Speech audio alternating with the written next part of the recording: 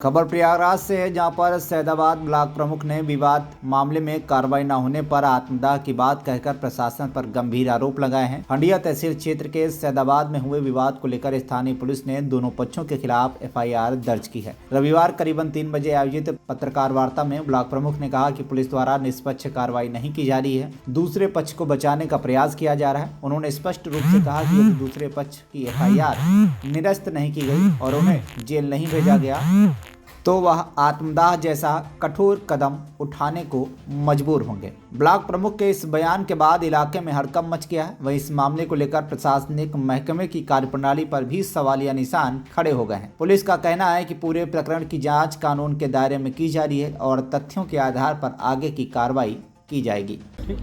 आज आपने press conference किया, क्या मामला? परसों की डेट में हमारे ब्लॉक सैदाबाद में क्षेत्र पंचायत और ग्राम प्रधानों की खुली बैठक चल रही थी, जो कि एक सरकारी बैठक होती है, जिसमें हमारे ब्लॉक के समस्त कर्मचारी बीडीओ, एडीओ पंचायत, जेई और अकाउंटेंट के साथ बैठक संपन्न कराई जा रही थी।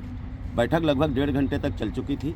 उस बैठक के बीच में पूर्व प्रमुख बुलबुल त्रिपाठी, उनके लड़के हर्षित त्रिपाठी, उनके भाई सुनील और अन्य लगभग 20 से 25 लोग असलहों से लैस होकर के आए और वहाँ पर हमारे अकाउंटेंट को जबरन खींचने लगे कि हमको टेंडर का फॉर्म चाहिए, जो कि एक मात्र फॉर्म खरीदना नहीं, एक बहाना था, क्योंकि टेंडर का फॉर्म सिर्फ उनको दिया जाता है जो फर्म के मालिक होते हैं, वो काउंटर पे उनको दिया जाता है। लेकिन उन लोगों ने कहा, तो हमने उनसे बात किया कि देखिए ये हमारी सरकारी बैठक चल रही है, इसमें आप लोग शोर शराबा मत कीजिए, आप काउंटर पे जाइए, मैं अकाउंटेंट को भेज रहा हूँ। ये बात हमारे वीडियो साहब ने कही कि आप काउंटर पे जाइए, अकाउंटेंट को भेज रहा हूँ, आपको वहाँ फार्म मिल जाएगा। लेकिन उन लोगों ने हमसे बदतमीजी की। हमने जब उनको समझाना चाहा तो हमारे साथ धक्का मुक्की की। हमारा लड़का, हमारा भतीजा वहाँ पर मौजूद थे। उन लोगों ने कहा कि आप इस तरह की बात मत करिए, यहाँ पर खुली बैठक चल रही है, हमारे प्रमुख जी हैं, इनका सम्मान है। लेकिन उन लोगों ने गाली गलौज शुरू कर दिया, मारपीट शुरू कर दिया। जब हमारे बच्चों ने बीच बचाव शुरू किया तो उनके असलहेधारियों ने उनको दौड़ा लिया और कहा कि गोली मारो सालों को, इन लोग कैसे यहाँ आ गए, दोबारा अगर ब्लॉक के अंदर आए तो इनको हम गोली मार देंगे, आज के बाद यहाँ पर तुम लोग दिखाई मत देना। हमारे बच्चों को मारा भी, दौड़ाया भी, बच्चे किसी तरह जान बचा के भाग गए। वहाँ के हमारे क्षेत्र पंचायत और प्रधान लोगों ने बीच बचाव करके किसी तरह से मेरी जान बचाई। भविष्य में मुझे ये डर लग रहा है कि ये कभी भी मेरी हत्या कर सकते हैं, क्योंकि ये अपराधी प्रवृत्ति के लोग हैं और इनका ये कृत्य रहा है।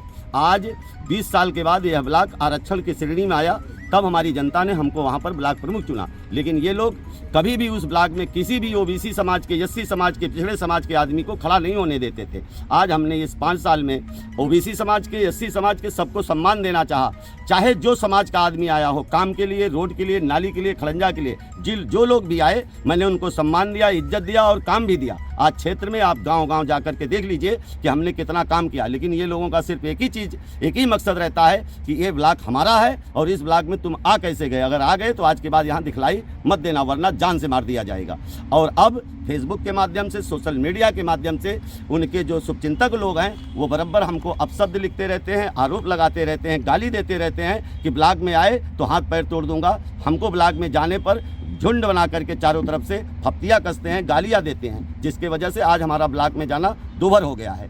हम प्रशासन से और ये कहना चाहते हैं कि अगर ये न्याय नहीं हुआ तो पूरा समाज उठ करके एक दिन सड़क पे आएगा और इसकी पूरी जिम्मेदारी समाज की होगी। मैंने 4 दिन का उनको अल्टीमेटम दिया था, मुकदमा लिखाया था, लेकिन सजाती होने के कारण, चाहे वो सीओ हो, यशो हो या चौकी इंचार्ज, सब सजाती हैं और आज हमारे विरुद्ध भी मुकदमा लिखा गया।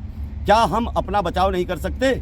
हम बचाव करने गए थे, हमारा वहाँ एक भी बंदा नहीं था, हमारे सिर्फ 2 लड़के थे, उनके साथ मारपीट भी किए, लेकिन बचाव करने के नाते आज वो लोग हमारे विरुद्ध मुकदमा भी लिखा दिए हैं। क्या हम दबे कुचले लोगों को कानून हमारी मदद नहीं करेगा? मैं बाबा जी की सरकार से, माननीय योगी आदित्यनाथ जी की सरकार से ये चाहता हूँ कि हमारे साथ न्याय हो और ऐसे गुंडा माफियाओं को तुरंत जेल के अंदर भेजा जाए। अगर इनको जेल के अंदर नहीं भेजा जाता तो हम लोग अनशन पे बैठेंगे और जब तक न्याय नहीं मिलेगा तब तक हम अनशन पे रहेंगे। अगर न्याय नहीं मिलता तो हम आत्मदाह भी कर लेंगे। हंडिया प्रयागराज से कविता भारती की रिपोर्ट, TV1 इंडिया न्यूज।